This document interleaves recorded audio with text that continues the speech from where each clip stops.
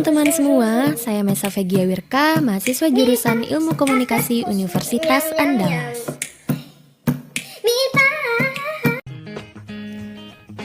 Menurut teman-teman, apa sih pengertian dari kepemimpinan itu? Ayo, siapa yang bisa tebak? Apa ya?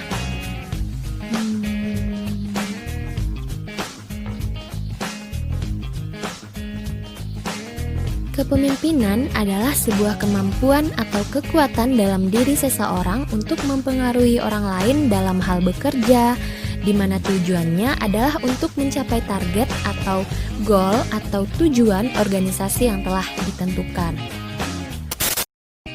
Baiklah teman-teman, di dalam kepemimpinan terdapat 3 konsep dasar.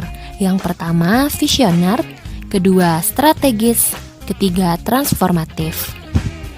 Yang pertama yaitu visioner.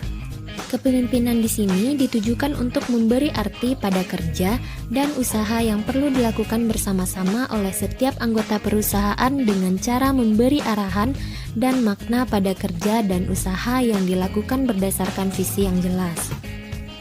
Kepemimpinan visioner memiliki visi, yaitu kepemimpinan yang kerja pokoknya itu difokuskan pada masa depan yang penuh tantangan, menjadi agen perubahan yang unggul, dan menjadi penentu arah organisasi yang tahu prioritas, menjadi pelatih yang profesional dan dapat membimbing anggota lainnya ke arah profesionalisme kerja yang diharapkan. Setelah kita pahami mengenai arti dari kemampuan visioner, selanjutnya yaitu ciri-ciri dari kemampuan visioner. Yang pertama yaitu memiliki wawasan yang luas akan masa depan. Seorang pemimpin itu harus memiliki wawasan yang luas dan berpikir untuk kemajuan serta masa depan perusahaan ataupun organisasi yang dipimpinnya. Yang kedua yaitu memiliki hubungan yang baik. Bukan hanya untuk selevel pemimpin saja, tapi seorang pemimpin dia bisa membina hubungan yang baik, harmonis dengan anggotanya. Yang ketiga yaitu integritas yang kuat. Integritas yang kuat ini berkaitan juga dengan power seorang pemimpin itu dalam mengkoordinir anggotanya, memanajemen, serta mengkontrol sistem yang berjalan apa yang dipimpinnya. Dan yang keempat yaitu kemampuan mengakomodir yang baik. Sebagai pemimpin juga wajib tahu sebenarnya tentang masalah teknis dan selalu tanggap terhadap situasi maupun kondisi yang ada. Yang kelima, ada aksi akan visi. Jadi sebagai seorang pemimpin, bukan hanya merumuskan visi saja, tapi pemimpin juga harus berkomitmen serta tanggung jawab dengan aksi untuk terwujudnya visi tersebut. Dan yang keenam, visi jelas dan terrealisasi. Yang ketujuh, spiritual yang baik. Sebagai seorang pemimpin, bukan hanya memiliki wawasan atau ilmu pengetahuan yang tinggi, tapi sebaiknya pemimpin juga harus memiliki spiritual atau keyakinan yang kuat dan keimanannya yang baik juga, sehingga ini juga akan mempengaruhi pemimpin dalam bersikap maupun berpikir. Yang kedelapan yaitu inovasi kreativitas yang tinggi. Sebagai seorang pemimpin, ia harus menjadi orang yang pemikir serta berpikir lurus ke depan, berpikir yang kreatif, inovatif, karena ia harus memikirkan bagaimana masa depan dari organisasi yang dia bawa. Dengan inovasi kreativitas yang dilahirkannya, maka itu akan mempercepat proses pengembangan dari perusahaan maupun organisasi yang dipimpinnya. Yang terakhir yaitu strategi yang sistematis. Sebagai pemimpin bukan hanya sekedar untuk menetapkan visi saja, tapi dia tahu persis dengan visi yang telah dibuatnya dan bagaimana proses dalam meraih visi tersebut. Dan dia juga harus memikirkan apa saja risiko-risiko yang nantinya akan muncul dalam kepemimpinannya. Baiklah teman-teman, selanjutnya yaitu strategis, di mana kepemimpinan ini bertanggung jawab untuk menciptakan harmoni antara tuntutan lingkungan eksternal organisasi dengan visi, misi, strategi, dan implementasi organisasi. Selanjutnya, apa sih ciri-ciri dari kepemimpinan strategis ini? Yang pertama yaitu harus memiliki integritas. Dan yang kedua, dapat dipercaya atau jujur. Yang ketiga, terbuka dan respect terhadap orang lain.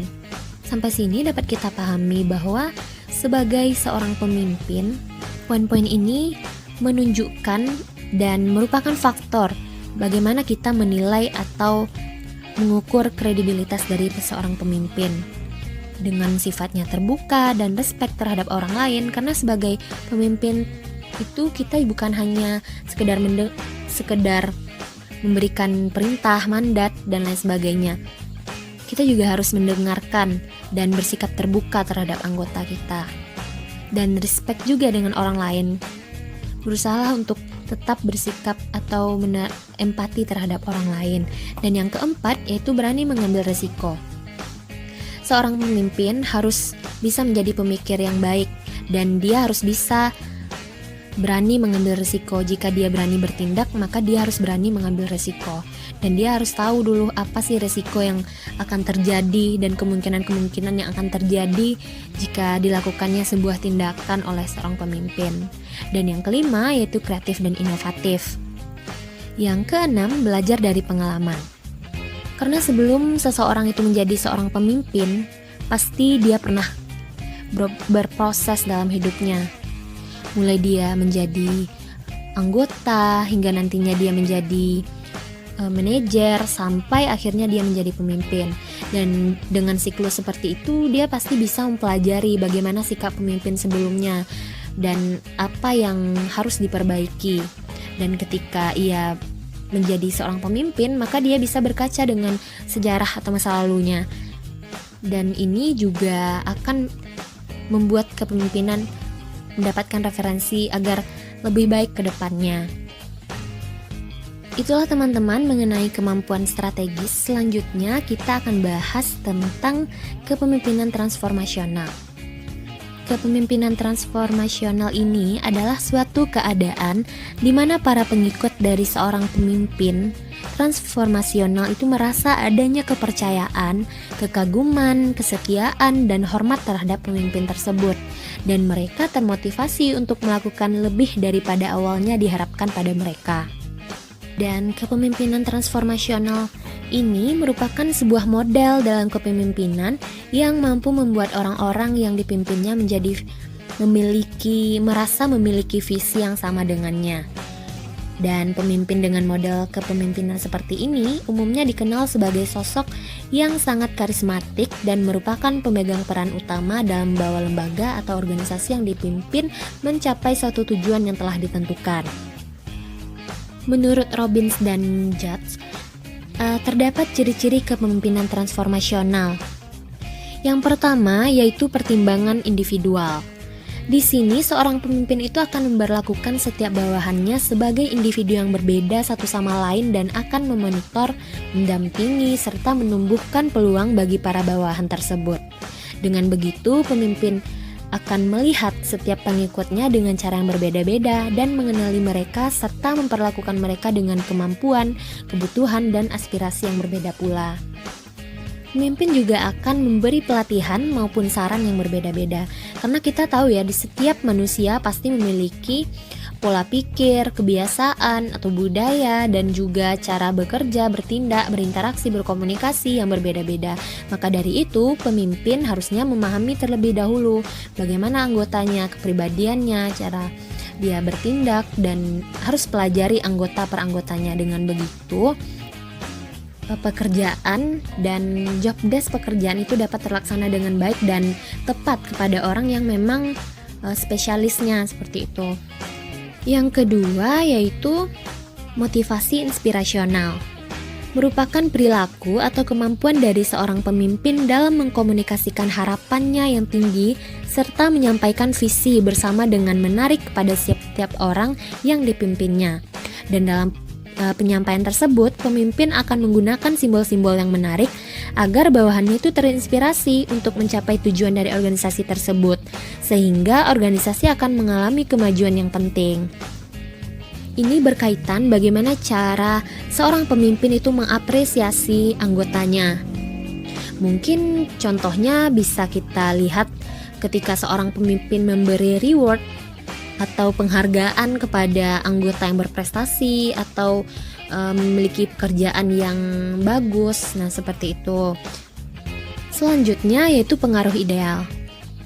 Pengaruh ideal ini bisa juga kita sebut sebagai pemimpin yang karismatik, di mana pemimpin tersebut itu memiliki kemampuan atau perilaku dalam membagikan visi dan misi bagi anggotanya, sehingga membuat anggotanya itu mempunyai keyakinan yang mendalam kepada pemimpin tersebut.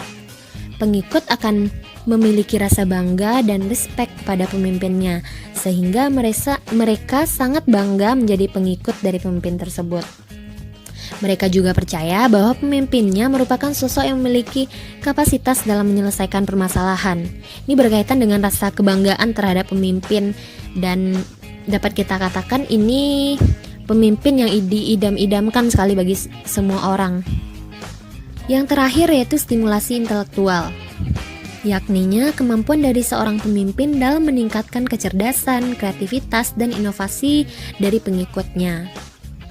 Contohnya ada saja yang diberlakukan oleh pemimpin untuk meningkatkan kecerdasan, kreativitas maupun skill dari anggotanya, mungkin dengan menggunakan pembekalan misalnya, atau training, perluasan kreativitas dan studi banding.